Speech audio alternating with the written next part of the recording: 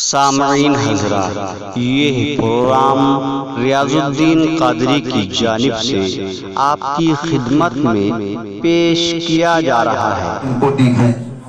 اور جب کہ علم کے حصول کے لیے گئے 9 سال کی حیات ظاہری آپ کی ہوئی تو آپ نے حفظ قرآن کر لیا، قرآن کے حافظ آپ بن گئے اور اتنے حسین انداز سے قرآن مقدس کو آپ پڑھا کرتے تھے کہ آپ کی تلاوت کو سن کر کے جن اور بے شمار اللہ کی غائبانہ مخلوق جو ہوا کرتی تھی وہ سب کے سب آپ پر فریفتہ ہو جایا کرتی تھی۔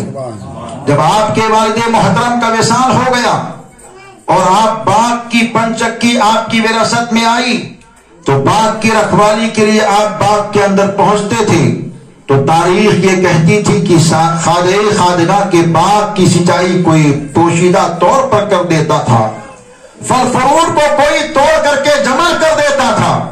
غریب نواز حیران پریشان تھے کہ آخر یہ کون ہے جو ہمارے کھیت اور ہمارے باغ کی سچائی کر دیتا ہے، پھلوں کو توڑ دیتا ہے، یہاں کی صاف صفائی کر دیتا ہے۔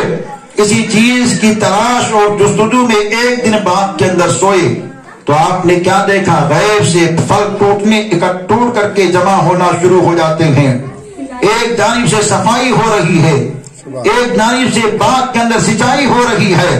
تو غریب نواز رحمت اللہ علیہ نے کہا، کون ہو جو میرے کام کو کر رہے ہو؟ اگر تم ہمارے رفیق اور ہمدرد ہو تو چھپنے کی کیا ضرورت، سامنے اور بات کرو۔ جیسے خواجہ خواجگاہ نے کہا تو ان لوگوں نے کہا، ہم انسانوں کی جماعت سے نہیں، ہم جناتوں کی جماعت سے ہیں۔ اے خواجہ معین الدین حسن، آپ ہمارے استاد ہیں اور ہم لوگ آپ کے شاگرد ہیں۔ آپ نے کہا، ہم نے کبھی تمہیں پڑھایا نہیں۔ تو خواجہ معین الدین حسن سے وہ جن لوگ بولتے ہیں، حضور جناب باغ کے اندر آتے اور قرآن کی تلاوت کرتے تو میں قرآن کی تلاوت سن کر کے اپنے پڑھنے کے انداز کو سدھار لیا کرتا تھا، تو اس جہت سے آپ ہمارے استاد ہوئے، میں آپ کا شاگرد ہوا۔ تو خواجہ خواجگاہ شاہ ہندوستان کے دنیا کی کیفیت کیسی ہے اور ان کی زندگی کا لمحہ کیسا ہے، ایک سے ایک ماحول ہے، اور ان کی سیرت، ان کی کرامت بہت اعلیٰ اور بالا ہے۔ خواجہ خواجگاہ کی شادی کیسے ہوتی ہے اور خواجہ خواجگاہ رحمت اللہ تعالی علیہ پیر و مرشد کی تلاش میں کیسے نکلتے ہیں۔ آپ نے علم کو حاصل کر لیا مگر پیر و مرشد کی تلاش اور جستجو میں جب نکلے تو حضرت خواجہ عثمان ہارونی، جن کا تذکرہ آپ نے مجذوب حضرت ابراہیم قندوزی سے سماعت کر لیا تھا کہ ایک اللہ کا محبوب بندہ آئے گا جو تمہیں جام محبت کو پلائے گا۔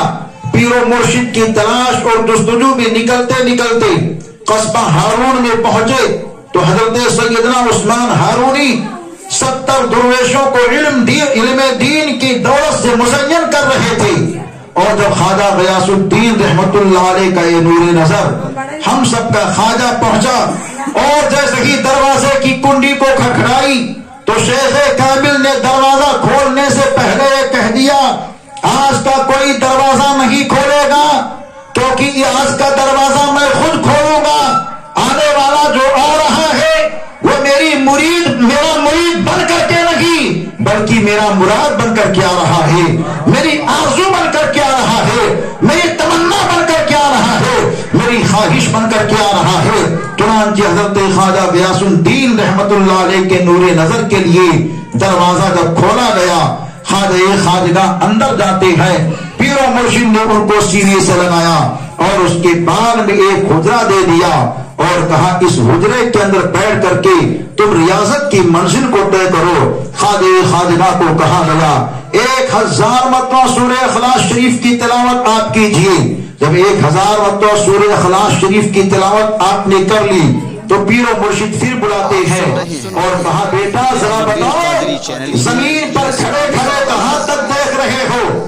کہتے میں زمین پر کھڑے کھڑے ساتوں آسمان کو دیکھ رہا ہوں۔ پھر بولا، نہیں ابھی اور مدتیں طے کرنی ہے، جاؤ پھر ریاض کی منزل کو طے کرو۔ کچھ دن پھر ریاضت کی منزل کو طے کرتے ہیں، دوبارہ پیر و مرشد نے بلایا اور کہا بیٹا اب کہاں تک دیکھ رہے ہو؟ کہتے میں ساتوں آسمان کو بھی دیکھ رہا ہوں، ساتوں زمین کو بھی دیکھ رہا ہوں، کہا ابھی بھی منزلیں باقی ہیں بیٹا، اور محنت اور مشقت کرو۔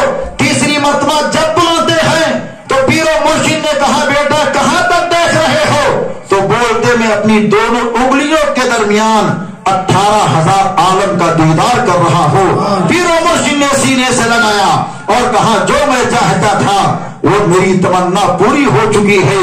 وہاں سے لے کر کے پہنچے اور مکہ المکرمہ کا طواف کیے۔ طواف کرنے کے بعد میں اللہ کے حضور یہ کہتے ہیں اے مولا معین الدین حسن کو میں لے کر کے آیا ہوں تو اس کو قبول کر لے۔ غیبی آواز آتی ہے میں نے معین الدین حسن کو قبول کر لیا ہے۔ اس کے بعد میں خواجگاہ کی طرف آواز ایک آتی ہے اے میرے بندے معین الدین جو مانگنا ہے تو مانگ۔ تو معین الدین حسن کہتے ہیں اے مولا میں تجھ سے کچھ بھی طلب کرنے والا نہیں، میں تو یہی چاہتا ہوں کہ تیرا وہ بندہ جو مجھ سے محبت کرے اس کو میرے ساتھ جنت کے باغوں میں تو بھیجنے کا وعدہ فرما لے۔ غیب سے آواز آتی ہے اے معین الدین تیری یہ تمنا پوری ہو چکی ہے۔ وہ خواجگاہ شاہ ہندوستان ہے جن کی زندگی دیکھیے کتنی دعاؤں سے لبریز ہے۔ وہی خواجگاہ وہاں سے چل کر کے مدینہ شریف جب پہنچتے ہیں تو ان کے پیر و مرشد نے کہا بیٹا یہ آپ کے نانا کا مزار اطہر ہے، نبی انبیاء کے آخری قیام گاہ کی جگہ ہے، ان کو سلام پیش کرو۔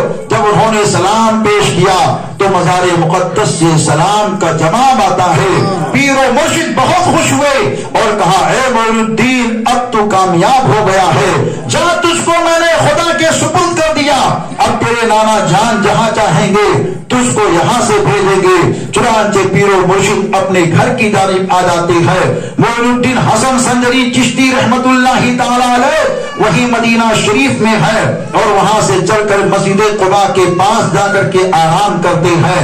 خواب میں آپ نے کیا دیکھا؟ انیسے بے کسا تشریف لائے اور بولتے ہیں بیٹا کب تک سوتے رہو گے؟ اٹھو جاؤ ہندوستان جاؤ، ہندوستان کے اندر تمہاری ضرورت ہے۔ چنانچہ پیارے خواجہ وہ خواب سے بیدار ہوتے ہیں اور کہتے میں نے ہندوستان دیکھا نہیں، میں ہندوستان کیسے جاؤں گا؟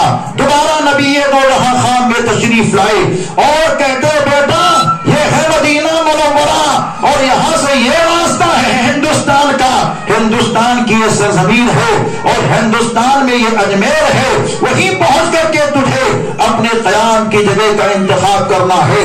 خواجہ اپنے نانا کے کہنے کے مطابق تیار ہوتے ہیں، لیکن جب بیدار ہوئے تو دل میں خیال آتا ہے اگر میں یہاں سے چلا تو نبی دو جہاں کا روزہ مجھ سے دور ہو جائے گا، نبی دو جہاں کی جالی کے دیدار سے میں محروم ہو جاؤں گا، اصحاب صفہ کا چبوترا میں دیکھ نہ پاؤں گا، جنت کی کیاری سے دور ہو جاؤں گا۔ یہ ساری چیزیں خیال میں آ رہی ہیں تو نبی دو جہاں تشریف لاتے ہیں اور ارشاد فرماتے ہیں اے معین الدین تو یہ سوچتا ہے اگر میں یہاں سے گیا تو نانا کا روزہ چھوٹ جائے گا، اگر میں یہاں سے گیا تو نانا کی جاری دیکھ نہ پاؤں گا، اگر میں یہاں سے گیا تو ریاض الجنہ سے دور ہو جاؤں گا۔ اے معین الدین تو جا، میرے دین کے لیے جا، میں تجھ کو طاقت دے کر کے بھیجتا ہوں، جب تو چاہے گا ہندوستان کی سرزمین سے میرا روزہ دیکھے گا اور جب تو چاہے گا اپنے نانا کا چہرہ دیکھے گا۔ چنانچہ نبی دو جہاں نے وہ طاقت دے کر کے ان کو بھیجی ہے کہ پیارے خواجہ ہندوستان کی سرزمین پر آئے اور جب نبی دو جہاں کے روزے کو دیکھنا ہوتا تھا تو پیارے خواجہ اپنے چہرے کو اٹھاتے تھے، مصطفیٰ کا روزہ نظارہ کرتا تھا اور جب نبی دو جہاں کے خواجہ اپنے سر کو جھکاتے تھے اور سینے کو دیکھتے تھے تو سینے میں کچھ اور نظر نہیں آتا تھا، مدینے کے مصطفیٰ کا نورانی چہرہ نظر آتا تھا۔ نبی دو جہاں کو دیکھتے تھے اور جب مصطفیٰ کے سینے مصطفیٰ جان رحمت کے چہرے کو دیکھتے تھے تو ایسا حال ہوتا تھا کہ خواجہ کا سینہ نہیں ہوتا تھا، نبی دو جہاں کی محبت کا مدینہ ہوتا تھا۔ وہ خواجہ شاہ ہندوستان ہے۔ آپ سن رہے ہیں ریاض الدین قادری چینل کی اسلامک آواز۔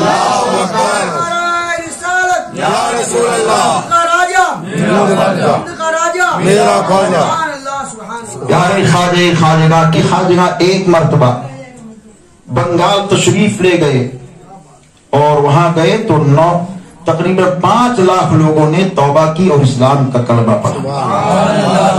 خواجہ صاحب بہت خوش ہوئے اور خوش ہو کر کے قاصد کے ذریعے سے یہ خط لکھی اپنی ماں کے پاس اور کہا اے ماں، آج بڑا کام ہوا کہ 5 لاکھ لوگوں نے توبہ کی اور اسلام کے اندر داخل ہو کر کے نانا کی غلامی کو اختیار کیا۔ تو سمجھتے تھے کہ پیارے خواجہ کی میری ماں بہت خوش ہوں گی، لیکن آپ کی والدہ محترمہ قاصد کو جواب دیتی ہے بیٹا اس میں تیرا کوئی کمال نہیں ہے، اس میں تیرا کوئی کمال نہیں ہے، اور نیچے نوٹ لگاتی ہیں یہ کمال تیرا نہیں ہے بلکہ یہ کمال میرا ہے۔ پھر کہتی ہیں اے بیٹا اس دور کو یاد کر لے جب تیرا بچپن تھا، میں تجھ کو دودھ پلاتی تھی تو دودھ پلانے سے پہلے میں باوضو ہوتی تھی، وضو کرنے کے بعد میں 2 رکعت نماز نفل پڑھتی تھی، قرآن کی تلاوت کرتی تھی اور اتنے وظیفے کرنے کے بعد پھر تجھ کو دودھ پلایا کرتی تھی۔ اے بیٹا یہ آج کی ترقی میں تیرا کمال نہیں ہے، یہ میرے پاکیزہ دودھ کا کمال ہے۔ اگر میرا پاکیزہ دودھ اس دن ایسا تجھ کو نہ ملتا تو یہ کمال یہ خوبی آج تیرے اندر نہ نظر آتی۔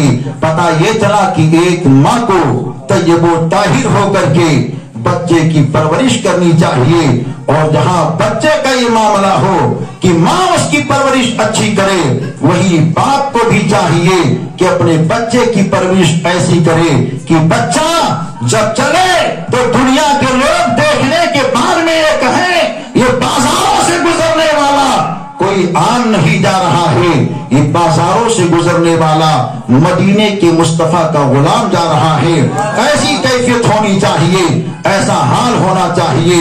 آپ سب کو معلوم ہوگا کہ ایک اللہ کے بڑے محبوب بندے ہیں جن کی ایک شہزادی ہے، شہزادی ایسی ہے جن کے اندر ساری چیزیں تھیں، اور وہ بالغ جب ہو گئی شہزادی تو ان کے رشتے کا معاملہ آیا، تو جب رشتے والے گھر کے اندر آئے دیکھنے کے لیے تو گھر والوں نے کہا، گھر والوں سے رشتے کے لیے جو آئے تھے ان لوگوں نے کہا ذرا یہ بتاؤ کہ یہ تمہاری بچی دیندار ہے یا نہیں دیندار ہے؟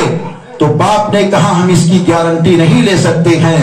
آج حال کیا ہوتا ہے بیٹے کے اندر 100 عیب ہو لیکن اس عیب کو باپ چھپاتا ہے، بھائی کے اندر لاکھوں عیب ہو بھائی چھپاتا ہے، بیٹی کے اندر کمی ہو باپ چھپانے کی کوشش کیا کرتا ہے۔ یہ ہم سب کی فطرت ہے، مگر اللہ والے کے یہاں شادی کا رشتہ آیا ہے۔ جب ان سے پوچھا گیا آپ کی بیٹی دیندار ہے یا نہیں ہے، کہا نہیں ہم اس کی گارنٹی نہیں لے سکتے، ہم اس کے بارے میں کچھ کہہ نہیں سکتے، لیکن ہاں یہ ضرور بات ہے کہ میری یہ بیٹی ایسی ہے کہ جب تک پورا قرآن نہیں پڑھ لیتی ہے تب تک وہ ناشتہ نہیں کرتی ہے۔ اتنا سننا تھا۔ رشتہ لینے والے لوگوں نے کہا جس کی بیٹی قرآن کی تلاوت کیے ہوئے ناشتہ نہ کرتی ہو وہ لڑکی دنیا دار نہیں ہو سکتی ہے بلکہ وہ لڑکی دیندار ہی ہوگی۔ رشتہ طے ہو جاتا ہے اور رشتہ طے ہونے کے بعد میں اس لڑکی کے شکم میں ایک بچہ قرار پاتا ہے، بچے کی پیدائش ہو جاتی ہے۔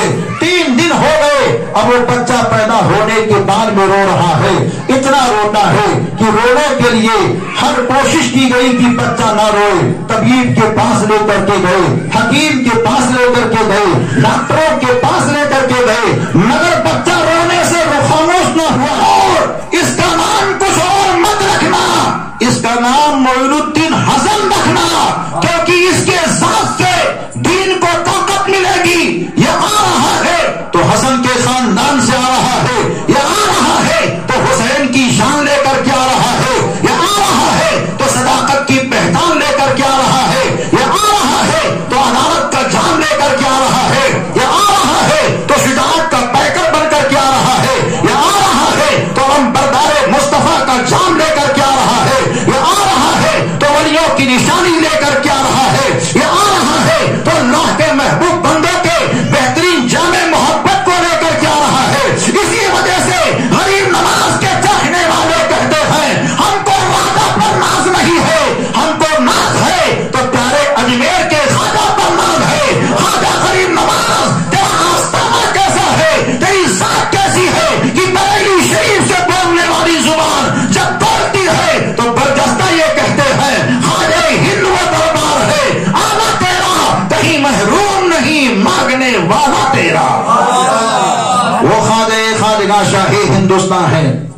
آپ کا بچپن ہے، ماں کے شکم کے سے دودھ کو پی رہے ہیں۔ پیارے خواجہ خواجگاں، مانگنے والی ایک عورت گھر کے اندر آئی، غریب ہے، پستان اس کا خشک ہو چکا ہے، مگر واہ رے غریب نواز، تیری ولایت کے شہرے پہلے بھی ہو رہے تھے، آج بھی ہو رہے ہیں، صبح قیامت تک ہوتے رہیں گے۔ خواجہ خواجگاں اپنی ماں کے دودھ کو نوش کر رہے ہیں۔ ماں مانگنے والی اپنے بچے کو لے کر کے خواجہ خواجگاں کے گھر کے اندر آئی۔ خواجہ غریب نواز نے دیکھا کہ اس کا بچہ رو رہا ہے۔